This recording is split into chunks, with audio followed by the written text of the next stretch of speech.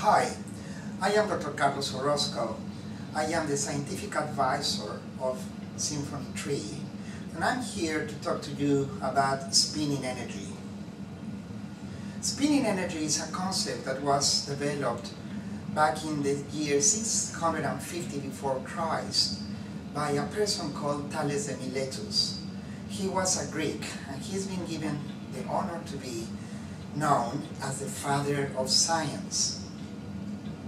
Spinning energy became well known in the world when Otto Stern and Albert Einstein proposed a theory to be able to explain how everything works.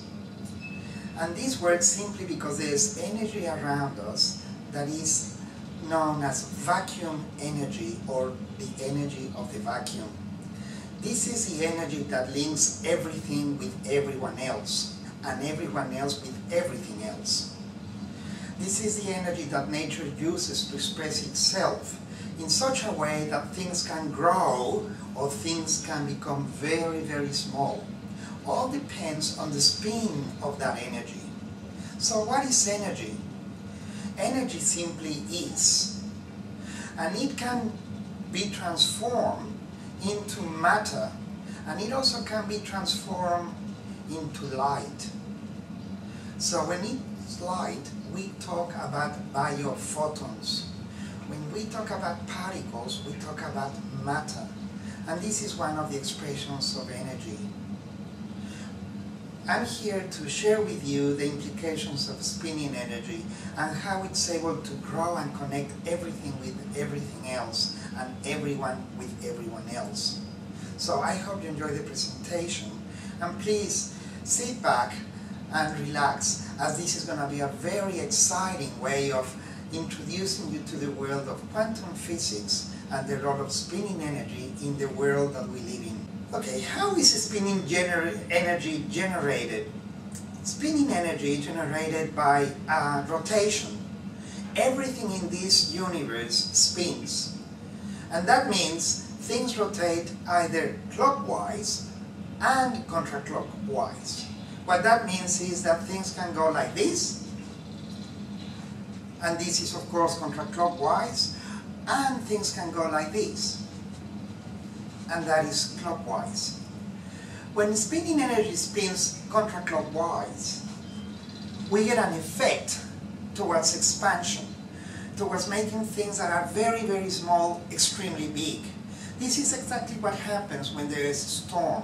A storm forms simply because there is a different pressure in a system that is filled of air, and the hotter and the colder meet together and they form spin. That spin can turn into a tornado or a huge storm, what we call climate change. And you can have a very cloudy day with lots of clouds, lots of thunder, lots of water, and in less than 5 minutes the whole sky becomes clear again. How could that be? Spinning energy is the answer, because spinning energy has the property to change everything very quickly. This is when we introduce the concept of quantum. Quantum simply refers to a unit of energy, but it also tells us how much energy it is needed in order to produce a change efficiently. Nature never ever wastes energy. It always uses energy in the most efficient way. That means the minimum amount of energy for the maximum return. And this is what this is all about. Investing a little bit of your time here so that you can learn a lot. And it doesn't take time, which is the best part. All you need to do is enjoy watching and learning from this video, because this is going to give you the tools for you to understand how nature works in very layman terms. When spinning energy spins clockwise, which means it goes in this direction, then a vortex is formed, but that one is going to go downwards, which means it's going to make things that are very, very, very big extremely small. This is exactly the opposite effect of what happens when spinning energy spins counterclockwise. In the counterclockwise spin, there is a vortex that forms, and this one allows for expansion. In other words, little things become huge things. So here we got an ability to make things really, really big, but at the same time, really, really small. And both of them depend on each other. Let me give you an example.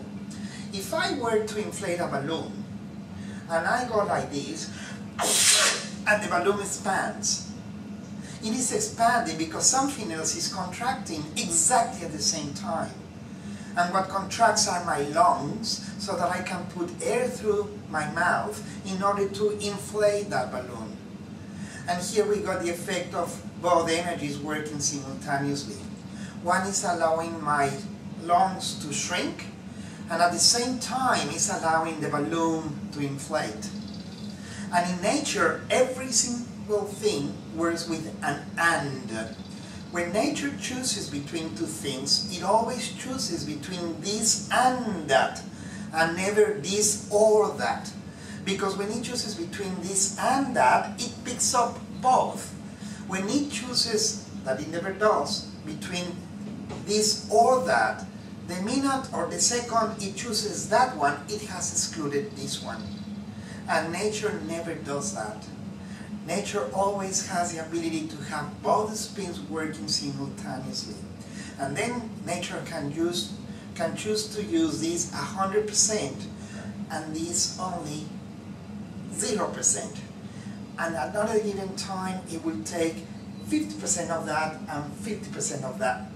And then it will change and it will go 100% of that and nothing of that. But it's got the choice. And this is because nature is very wise. So wise that we are alive thanks to this interaction between the spins, the contraclockwise and the clockwise spin. That is very important that you keep in mind, because this is what allows for things to grow very much or to reduce themselves to the point that they become almost nothing. In other words, we got the duality of matter, meaning transposing that to the world that we live in, things accelerate or things decrease in speed, or things go very, very fast and things go very, very slow. Or we can say yes and we can say no. We can say right and also we can say left. We can say tall and we also can say small. So all these examples might give you an idea of how this works. When you have the ability to harmonize between the two spins, nature will go for the route of least resistance. That means it will follow the easiest path to get things done, and in doing so it will save energy.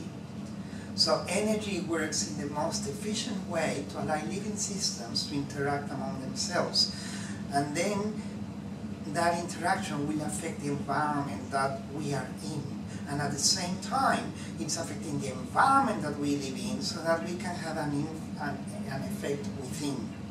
And this is called transference. We can transfer energy. As it is inside, it is outside. And as it is above, it is below. And this is a very important concept that needs a little bit of thinking. Because when you know that you can expand and at the same time you can contract, well, there is always something behind something else. What you see is the cause of what you see is the effect of something, but it's got a cause. The cause is what we need to look for. What is causing things to change? And what is causing things to change is nothing else but spinning energy.